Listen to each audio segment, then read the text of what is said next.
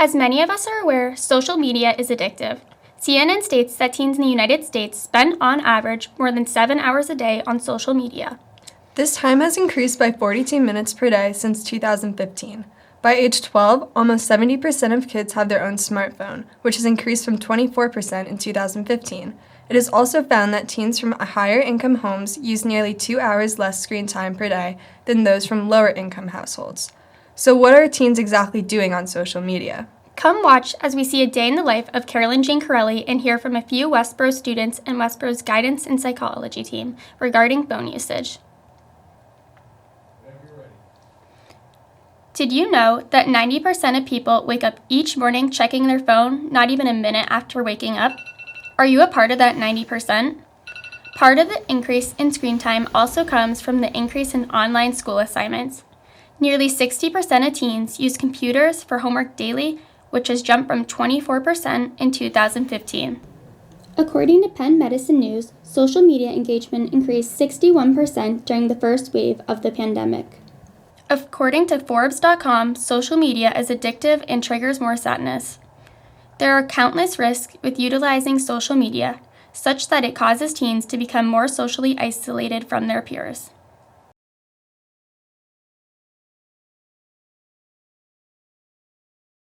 First question, how do you think social media affects the mental health of teens at WHS? So I'm not an expert on the topic, but I can just tell you kind of what I've seen with students that I've worked with and kind of what other counselors have said too, but also from personal experience too. I think it doesn't just impact students, it's parents and teachers and other adults and everyone who uses it. But I would say it all just depends on how you use social media, right? So is it for like activism? Is it, who are you following, right? And are you comparing yourself to what other people are portraying on social media? In the high school, I think a lot of it starts to develop when you start seeing other people doing things without you. And that starts to turn into that loneliness feeling or feeling left out, which then obviously that will impact your mental health. But I think the biggest thing is the comparison aspect. Yeah, that kind of leads to my next one, which is, how do you think teens are affected by seeing pictures of their friends on social media, so like at hangouts that they weren't at and kind of that stuff? Yeah, so I think that part of it is kind of what I was saying earlier, that fear of missing out. But a bigger piece of it is the questioning of like, what did I do wrong? Which is never the case, right? It's usually not something that you yourself have done wrong. But you're seeing all these people hanging out without you. And I think that's a really big piece. But then also the aspect of thinking that people are living this like really positive, perfect life that you're seeing on social media when that's not necessarily the truth behind what's going on in their day-to-day, just how people present themselves differently. Yeah, definitely. And then in recent years, there has been an increase in online school assignments. And what do you think of this? Do you think there's more benefit in having online assignments and using apps like Google Classroom, despite there being like an increase in screen time with that? Yeah, so I think last year really showed us the impact of that because we all had to be online and all had to use Google Classroom like as our only source, right? And I think there's positives and areas for improving it a little bit, right? So obviously the quick access to it for most people and like being able to constantly check what you've done or what you haven't done, or like if you need more support, having other people in your life who can look with you and kind of say like, okay, this is the work that we still need to do, and kind of cross-checking what progress you've made in classes or like what missing assignments you have. On the flip side, which is less so about mental health and screen time, is more about access, right? So not everyone has perfect Wi-Fi connection. Not everyone has that ability to be constantly connected to their computers, and that can just lead to some inequality in that aspect. In terms of the screen time, I mean, it's kind of what we've been doing to develop and make it a little bit easier to use technology in the classroom. But like you said, I think any extra screen time will impact you. And we always talk about screens and sleep. Mm-hmm. So if you're doing computer homework late at night through all hours, like that's going to then impact your sleep versus potentially doing it on paper and being able to shut down sooner. Mm-hmm. And do you think COVID has had a significant impact on how much teens use social media every day?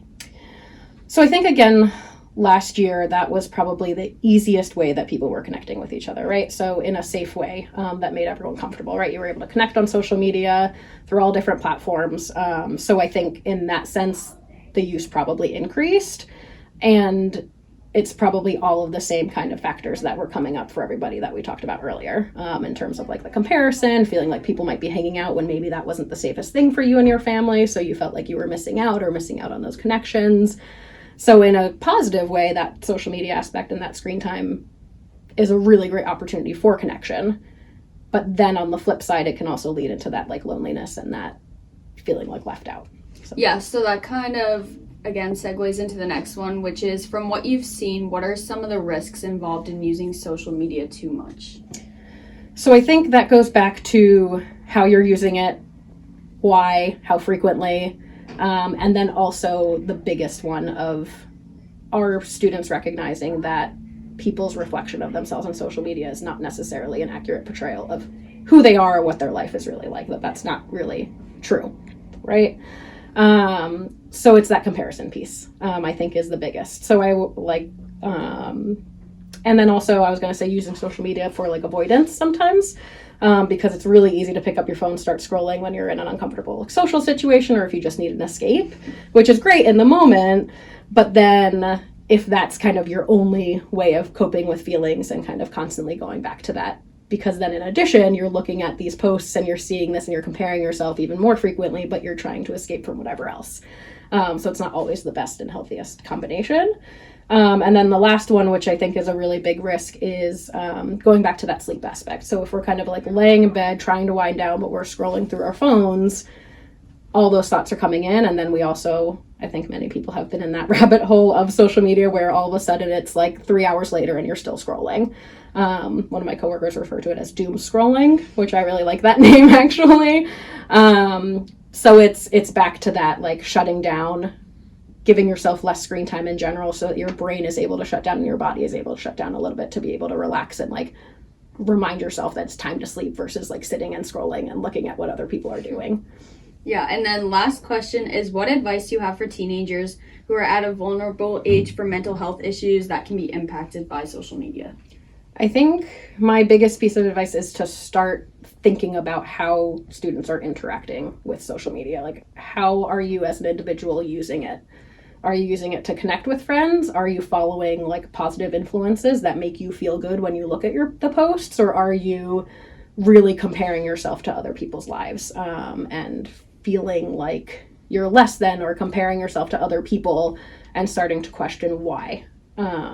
Is probably a big one. And then the second piece of advice I have is just taking down that screen time, especially later in the day when you're trying to wind down and go to sleep, because healthy sleep is probably one of the biggest factors for mental health.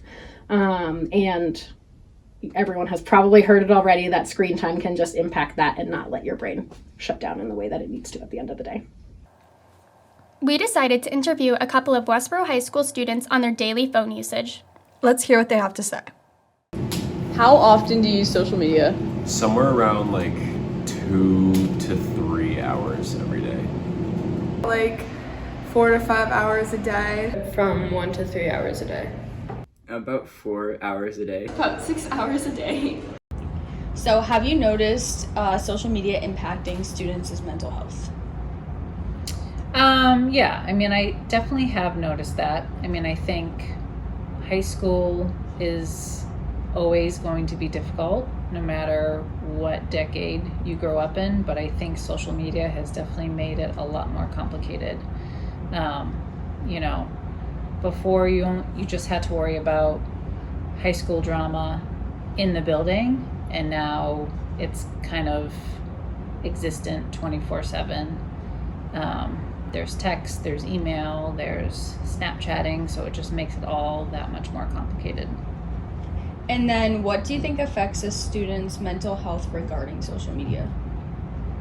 I mean, I think the lack of tone of voice is definitely one of them. So when I meet with students and they're talking to me about texts or Snapchats that they're having with people, and someone's taking something the wrong way, or maybe they're taking it the wrong way, that's all because there isn't tone of voice. So that definitely makes it more complicated. I think another thing that contributes to conflict and drama is how you can track people's location on Snapchat. So now people know that, oh, these friends went here and they didn't invite me, and I can see that. So that makes it all a lot more complicated too. Yeah, definitely. And then what do you think are the positives and negatives of social media? I mean, social media is definitely great in that it can keep us more connected to people that we weren't necessarily that connected to before. But I think a big negative is that it's taken away a lot of personal face-to-face interaction. So, way back when you had to pick up the phone, because that was the only way to communicate with your friends and family, now you can just send a quick text, or now you can, make a post. So it's a lot more impersonal than, it used to be. Mm-hmm. And then do you think the increase in mental health issues surrounding social media is because teens often compare themselves to online, like, so-called influencers? I mean, I'm sure that's definitely part of it. When you're a teenager, you're comparing yourself to everyone.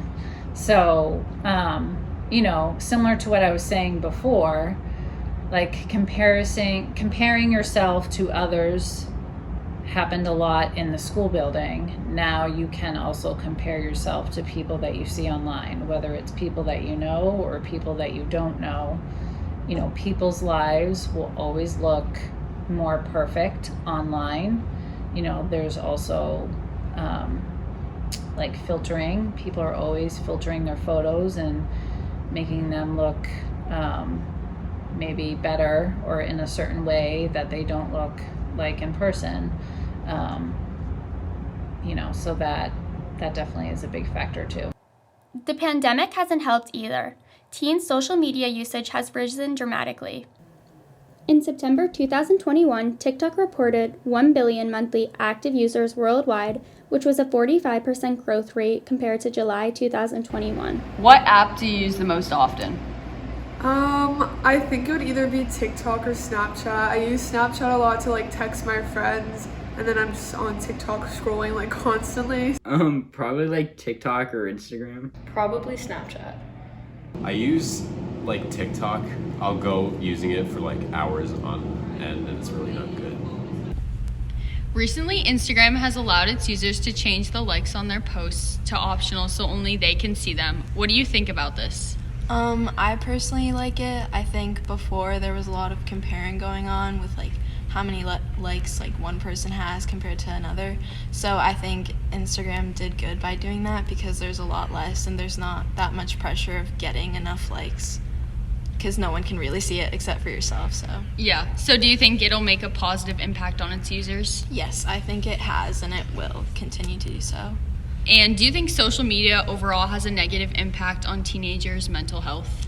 I think yes. I mean, it obviously has its positive effects because you can see other people's lives and post your own, but I do think there's a lot of comparing of oneself with other people and a lot of set expectations of how you should look and how you should be that obviously negatively impact a teenager's mental health. Yeah, and then lastly, are there certain expectations social media has, like posting a certain amount or replying to people quickly? I would think so. I feel this is me personally, but if you reply to one person, you have to reply to the rest just for decency, but I would say yeah. How much of your daily routine requires you to use your phone? I think in my daily routine I use my phone a lot just because I use it as an alarm and to wake up, and then I use it to check Google Classroom and check emails and then check all different social medias and also contact my friends throughout the day, and just kind of keeping myself busy during the day. I mostly use my phone. Yeah, and how many hours do you spend on your phone? I'd say I spend about 6 or 7 hours a day on my phone. But that's just because I tend to get roped into different social media like TikTok, and then I'm scrolling for a couple hours, or I play Candy Crush a lot, and that takes up a lot of time. So I'm trying to reduce my screen time, but it's not going so well. Do Do you feel like your phone distracts you from doing schoolwork? I think a lot of the time my phone can distract me just because the notification's always going off. That like makes me always pick up my phone and check it, or when I'm just trying to do schoolwork and I get like roped into doing something else on my phone, then I realize like how much time has actually gone by since I started. So I feel like in that way it can be a distraction, but if I put it down, I can mostly like stop myself from picking it up. Do you make after school plans from your phone or in person? I'd say if I'm making plans with people at school, then we normally just do it in person, like right after school. But on the weekends or with my friends from different towns, I normally text them or we FaceTime and call to make plans. It's just easier when we do it over the phone. Last question. Does using your phone affect your mental health? I think for a lot of people it can affect their mental health just because there's like a comparison aspect. When you see like other people posting on social media, you tend to like compare yourself to them, or there's like feeling left out when you see like a group hanging out and you weren't there. And there's also just like you can get into a hole like watching something on your phone. Like you can just watch for hours and hours, and then it becomes unhealthy because you're just sitting on your phone all day like in your bed.